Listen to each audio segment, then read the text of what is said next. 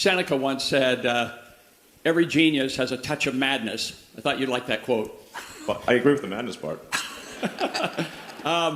So even with Tesla as a publicly traded company, I think it's down 40% or something from its high, is selling at 70 times earnings. Meanwhile, Mercedes-Benz, which now produces EVs, is selling for 6 times earnings and yielding 5%. Why should I invest in Tesla rather than Mercedes-Benz?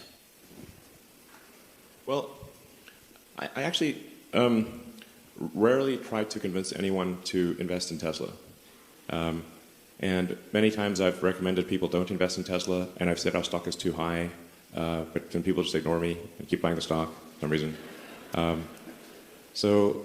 I think at a very high level, I'd say that autonomy is an insanely fundamental breakthrough, and no one is even close to Tesla for solving generalized autonomy or generalized self-driving vehicles. No one's even close.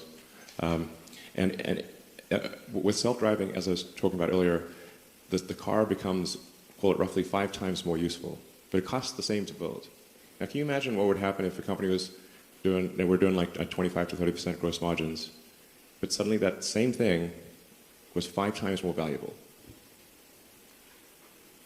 What would that do to the value of Tesla and the value of that car?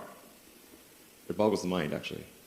If you think of net present value of future cash flows, if you actually do the math on that, it's insane.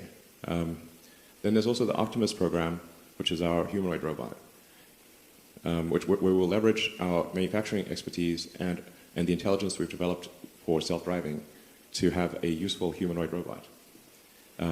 Now, the economy is fundamentally GDP per capita times capita. If you no longer have a constraint on capita because of a useful humanoid robot, it is not clear that there's any limit to the size of the economy.